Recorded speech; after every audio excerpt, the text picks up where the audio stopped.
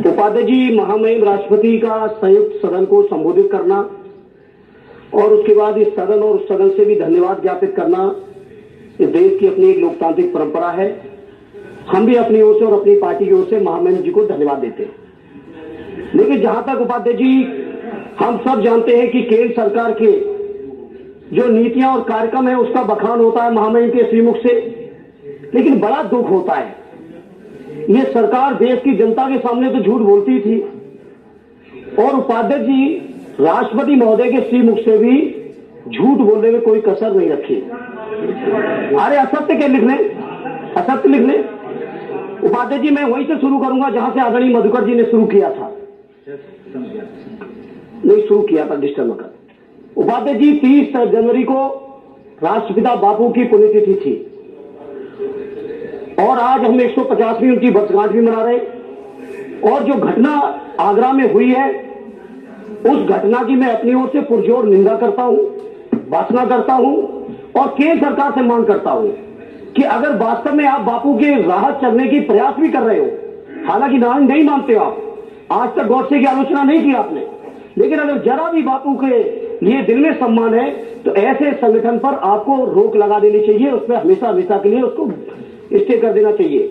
लेकिन वो आप नहीं करोगे क्योंकि आपके अनुवांशिक संगठन है, आप ही की नीतियां। हमारे नेताजी कहते हैं तमाम मुंह बना रखे हैं आपने, कभी किसी से कट्टर बुलवाएंगे, कभी किसी से उधार बुलवाएंगे, अलग अलग समय पे आप अलग अलग लोगों का इस्तेमाल करते हो।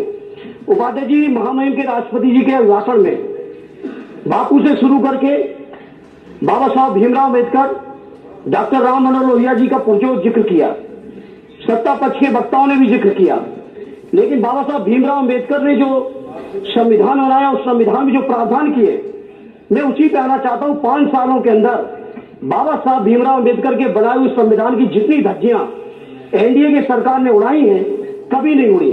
आज बाबा साहब भीमराव अम्बेडकर ने जिन शोषित, पीड़ित, अनुसूचित जात, जनजाति, पिछड़ों को सबसे ज्यादा न्याय की बुर्जी और वकालत भी की, संविधान में प्रावधान भी किए, लेकिन उनके लिए जितने भी आप गलत तरीके से कानून बना सकते थे, उनके ऐसे कानून जिनके माध्यम से उनके हकों का हनन हुआ वो बना सकते हो, लगातार 5 साल आपने बनाने का काम किया है। उपाध्याय जी, हमारे नेता आदरणीय अखिलेश यादव जी कहते हैं कि देश के अंदर सामाजिक न्याय दिलाने का सबसे बेहतर तरीका यह है कि सभी जातियों की गणना कर लो और जिसकी जितनी आबादी है उसको उसी अनुपात में उनको आरक्षण दे दो। 10% का प्रावधान लाई थी केंद्र सरकार, हमने विरोध नहीं किया, हमने उसका समर्थन किया, लेकिन हमारे समर्थन के साथ साथ मैं आज फिर मांग करना चाहता हूं कि 10% अगर प्रकाश के लोग हैं, 10%, 15 है तो 15, जितने उतना दे दो उनको, हम उसका भी समर्थन करेंगे। लेकिन बचा हुआ जो 85% है वो एससी, बीसी, माइनॉरिटी, एसटी और ओबीसी के लोगों को उनके संख्या के अनुपात में उनका हक और अधिकार दे दो। जिस तरह से रोस्टर के मामले पर इसी सदन के अंदर गृह मंत्री जी ने गुमराह किया सदन को और देश को, माननीय मानव संसाधन मंत्री ने गुमराह किया, लगातार सड़कों पर आंदोलन हो रहा है। पिछले सत्र में ही उन्होंने वादा किया था कि हम नया बिल लाएंगे और ये आखिरी सत्र भी खत्म होने पर है, लेकिन केंद्र सरकार उस बिल के लिए कोई काम नहीं कर रही है। इसलिए उपाध्याय जी, मेरी मांग है कि सबसे पहले पूरी जाति जनगणना सार्वजनिक हो, जिस तरह से रोस्टर की जो पुरानी प्रणाली थी वो शुरू हो और रोस्टर की ना हो। और बहुत अगर 13 पॉइंट रोस्टर से आपको प्रेम है तो उस रोस्टर को लागू रखो, लेकिन आपके माध्यम से उपाध्याय जी मेरी मांग है कि जो समाज में सबसे ज्यादा उपेक्षित है, सबसे ज्यादा पीड़ित है, रोस्टर को उल्टा कर दो। सबसे पहला पद दे दो एसटी को, दूसरा दे दो एसटी को, तीसरा दे दो ओबीसी को और चौथा दे दो अर्जर को। तो हम मानेंगे कि आप न्याय करना चाहते हो बाबा साहब की। आदरणीय हुकुमदेव नारायण जी लोहिया जी का जिक्र जरूर करते हैं, लेकिन उन्हीं लोहिया जी ने अपने भाषणों में हमेशा नारा दिया कि सन 100 पाने बांधी घाट, पिछड़े पामे 100 साठ। और वही लोहिया जी की बातों को लेकर आगे नेताजी ने, समाजवादियों ने, जनता पार्टी ने मंडल आयोग की सिफारिश भी लाई, मंडल आयोग की सिफारिश भी लागू कराई। हम चाहते हैं कि लोहिया जी का इतना ही नाम लेते हैं तो कम से कम उस रिपोर्ट को जो लोहिया जी ने कहा था, जो मंडल आयोग की रिपोर्ट है, उस रिपोर्ट को भी लागू करने का काम करिए। ये हमारी उपाध्याय जी आपके माध्यम से मांग है। मंडल कमीशन आया था जनता पार्टी की सरकार में और लागू हुआ था जनता दल की सरकार में, हम उसका समर्थन कर रहे थे, लेकिन उसके बाद आपने सरकार भी गिरा दी। क्यों बहस कर रहे हो? अरे सरकार आपने गिराई थी, बीपी सिंह जी को हटना पड़ा था, चंद्रशेखर जी को बनना था कांग्रेस के समर्थन से बाद में। हम उस पर नहीं आना चाहते। शौचालय की बहुत चर्चा हुई है उपाध्याय जी, शौचालय की शुरुआत अगर सबसे पहले किसी ने देश के अंदर की तो हम फख्र के साथ कहते हैं हमारे नेता आदरणीय श्री नेताजी माननीय मुलायम सिंह यादव जी ने।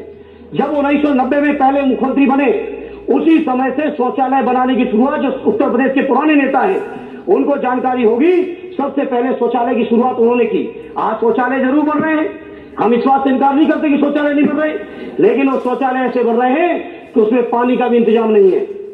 और तमाम तरीके के होर्डिंग स्टिकर लगे हैं। चूंकि मेरे पास समय कम, मैं ज्यादा नहीं बोलूंगा। उपाध्याय जी, 6000 को लेकर किसानों को जो 6000 रुपए आप देना चाह रहे हैं 2 हेक्टेयर पर, बड़ी चर्चा कर रहे हो। हम पूछना चाहते हैं, यूरिया पर 50 किलो के कट्टे पर 5 किलो कितने दिन से आप लोग निकाल रहे थे उसमें से यूरिया, और वो जो पैसा बचा वो उपाध्याय जी 6000 रुपए, वो भी बजट के आखिरी सत्र में। जब तक ये बजट लागू होगा तब तक देश चुनाव के मैदान में होगा, चुनाव के मैदान में होगा, तब तक चुनाव के मैदान में होगा देश। और उपाध्याय जी 17 रुपए प्रतिदिन, आप बताओ किसानों की वैल्यू आपने 17 रुपए प्रतिदिन नापी, औसतन 4-5 लोग प्रति परिवार में हैं। उपाध्याय जी, जब 5-5 लोग होंगे तो 17 रुपए का जोड़ लीजिए, 2-3-4 रुपए प्रति व्यक्ति के हिसाब से आपका पड़ेगा, इससे ज्यादा नहीं पड़ेगा। बहुत सारी बातें इन लोगों ने की कि धर्म का युद्ध है, अधर्म का है, लेकिन हम उसमें नहीं जाना चाहते। जगदम्बिका पाल जी कह रहे थे कि प्रधानमंत्री जी आए थे, पहली बार संसद में चुन के प्रधानमंत्री के तौर पर संसद की सीढ़ियों को नतमस्तक होते हुए आए थे। स्वाभाविक है, शायद हमने यही उम्मीद लगाई थी कि लोकतंत्र की बहुत बेहतर रक्षा करने का प्रयास करेंगे, लेकिन बड़ा दुर्भाग्य उपाध्याय जी, लोकतांत्रिक एक भी ऐसी संस्था नहीं बची जिस संस्था की मर्यादा का हनन इस सरकार में ना हुआ। क्या सुप्रीम कोर्ट के माननीय सर्वोच्च न्यायालय के जजों को निकलना पड़ा हो बाहर? सीबीआई से लेकर ईडी से लेकर जितनी भी तमाम एजेंसीज हैं, वो एजेंसीज आज इनकी पार्टनर अलायंस बन चुकी हैं। ये उपाध्याय जी इनकी उसकी स्थिति है। उज्ज्वला योजना के माध्यम से 6 करोड़ सिलेंडर देने की बात बहुत प्रचार प्रसारित की गई। हम चाहते हैं जो भी जवाब दे सरकार की ओर से, प्रधानमंत्री जी इनकी कोई और दे, वो इस बात का जवाब जरूर दे दे और आंकड़ा देश के सामने दे दे कि आखिर 6 करोड़ उज्ज्वला योजना के जो लाभार्थी थे उनमें से कितनों ने दोबारा भरवा पाया। यूपीए जब था तो 300-400 पर ही सिलेंडर लेके आप लोग आंदोलन कर रहे थे, राजघाट से लेके बड़ी बड़ी जगह पर, लेकिन आज आपने सिलेंडर की कीमत 1000 से ज्यादा बढ़ा के आपने कर दी। ये आपकी स्थिति है। किसानों की एमएसपी की बात बहुत आपने की। स्वामीनाथन जी ने कहा था कि C2 के हिसाब से कर दो। C2 माने हो सकता है देश के किसान न समझ पाए, C2 माने किसानों की जो लागत है, खाद, बीज, पानी, उनके परिवार की मजदूरी, और मजदूरी के बाद खेती का जो ब्याज है उसका 1.5 गुना समर्थन मूल्य देने की मांग स्वामीनाथन जी के आयोग ने की थी, जिसको आप लोग नहीं कर पाए। उपाध्याय जी, इतना अफसोस होता है जब किसानों की दुर्दशा के बारे में सोचते हैं। 60,000 किसान आत्महत्या कर चुके हैं पिछले 5 सालों में भारतीय जनता पार्टी और यूपीए के सरकार में 60,000 किसान आत्महत्या कर चुके हैं। उपाध्याय जी, किसानों की बहुत बातें की गई, हमने इतनी आमदनी बढ़ा दी। हम पूछना चाहते हैं सरकार के लोगों से अगर किसानों की आमदनी बढ़ी तो हमारा निर्यात क्यों नहीं बढ़ा, हमारा आयात क्यों बढ़ गया? आज खेती व्यवसाय में आयात बढ़ रहा है। चुनाव में जरूर कहते हो कि अमुक पार्टी जीत जाएगी तो पाकिस्तान में पटाखे चलेंगे। हम केंद्र की सरकार में बैठे लोगों से पूछना चाहते हैं, हमारे उत्तर प्रदेश और हिंदुस्तान के किसानों का आज भुगतान नहीं हो रहा है और पाकिस्तान से चीनी आप आयात कर रहे हो। जब पश्चिमी उत्तर प्रदेश के लोग अपने चीनी के भुगतान की मांग करते हैं तो इनके मुख्यमंत्री कहते हैं कि गन्ने का उत्पादन कम करो क्योंकि चीनी खाने से शुगर होती है। ये है आपकी सोच। ये आज की तारीख में उत्तर प्रदेश ही नहीं, पूरे हिंदुस्तान का किसान परेशान है गौवंश से। अगर आपको गौवंश की रक्षा की इतनी चिंता थी तो क्यों नहीं भारत सरकार ने 5 साल में, क्यों नहीं उत्तर प्रदेश सरकार ने 2 सालों में गौवंश की रक्षा के लिए आपने अलग से बजट के एलोकेशन क्यों नहीं किया? क्यों नहीं नए गौशाले बनवाए? उसके लिए तो बजट आपने नहीं दिया। आज प्रधानों के ऊपर दबाव बनाना चाहते हो, आप और तरीके के लोगों के ऊपर दबाव बनाना चाहते हो। इसलिए उपाध्याय जी, मैं आज इस मौके पर कहना चाहता हूं, बहुत SC BC माइनॉरिटी की बात की गई, हुकुमदेव जी ने बहुत बातें की, हमें इनकार नहीं। प्रधानमंत्री जी पिछली जात से होंगे, जरूर होंगे, लेकिन प्रधानमंत्री जी जिन लोगों से घिरे हैं वो लोग पिछड़ा विरोधी है। कैबिनेट PMO में, कैबिनेट सेक्रेटरिएट में, कैबिनेट मंत्रालय में, मुख्यमंत्रियों में, गवर्नर में, वाइस चांसलर में, PSUs में जिस तरह से SC BC OBC के लोगों की उपेक्षा इस सरकार में हुई, स्वतंत्र भारत के इतिहास में ऐसी उपेक्षा कभी नहीं हुई। नोटबंदी के बारे में बहुत सारी आपने चर्चा की। उपाध्याय जी, मैं आपके माध्यम से सरकार से कहना चाहता हूं, आखिर अगर 1000 के नोट से, नोटबंदी से अगर काला धन था, क्योंकि वो नोट बड़ा था, Upadhyay ji please, Upadhyay ji 2 minute, Upadhyay ji 2 minute, अगर 1000 के नोट से काला धन हो रहा था, 2000 नोट के कौन से तर्क ऐसा रहा कि काला धन नहीं रहा? और जब 99% से ज्यादा पैसा आपके बैंकों में पहुंच गया, तो जरा बता दो कि उसमें से कितना पैसा काला था, कितना सफेद था। हमारे नेता कहते हैं पैसा काला सफेद नहीं होता है, हमारा आपका लेन देन काला सफेद होता है।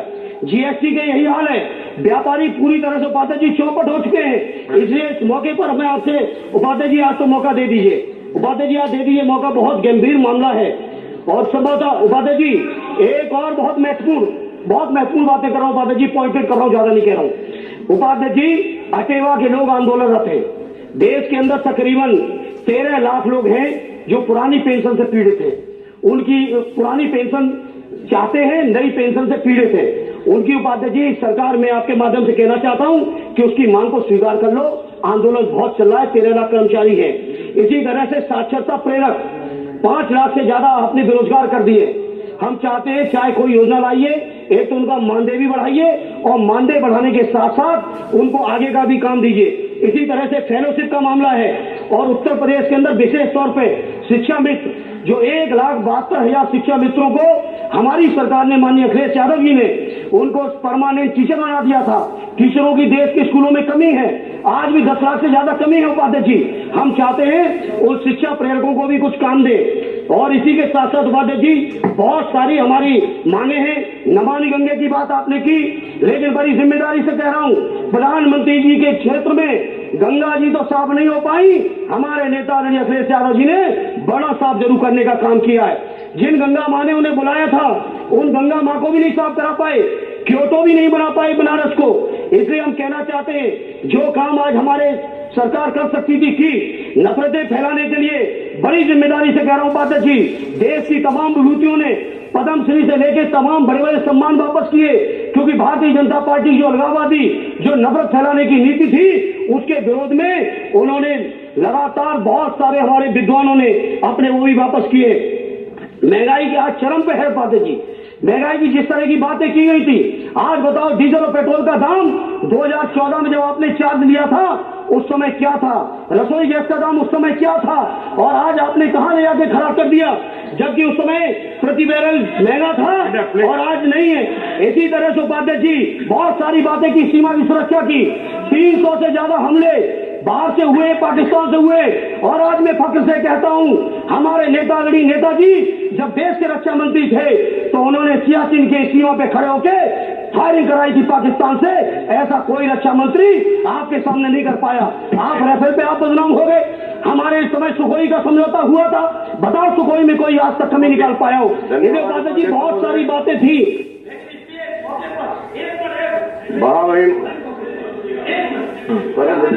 आपको उपाध्याय जी, इसलिए मैं कहना चाहता हूं, इस सरकार ने पिछले 5 सालों में जिस तरह से जनता को ठगा है, छला है, धोखा दिया है, जुमले दिए हैं, बेरोजगारी के नाम पर पकौड़ा बिकवाया है, ऐसी सरकार को चुनाव आने के बाद इस देश का जनमानस उखाड़ फेंकने का काम करेगा।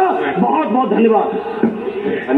नेशनल दस्तक की आपसे गुजारिश है कि अगर इसको बचाना चाहते हैं तो नेशनल दस्तक को सब्सक्राइब करने के लिए रेड कलर के सब्सक्राइब बटन को दबाएं, फिर बेल आइकन की घंटी दबाएं।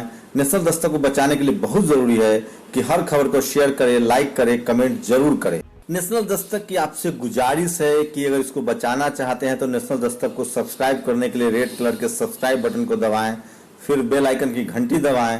नेशनल दस्तक को बचाने के लिए बहुत जरूरी है कि हर खबर को शेयर करें, लाइक करें, कमेंट जरूर करें।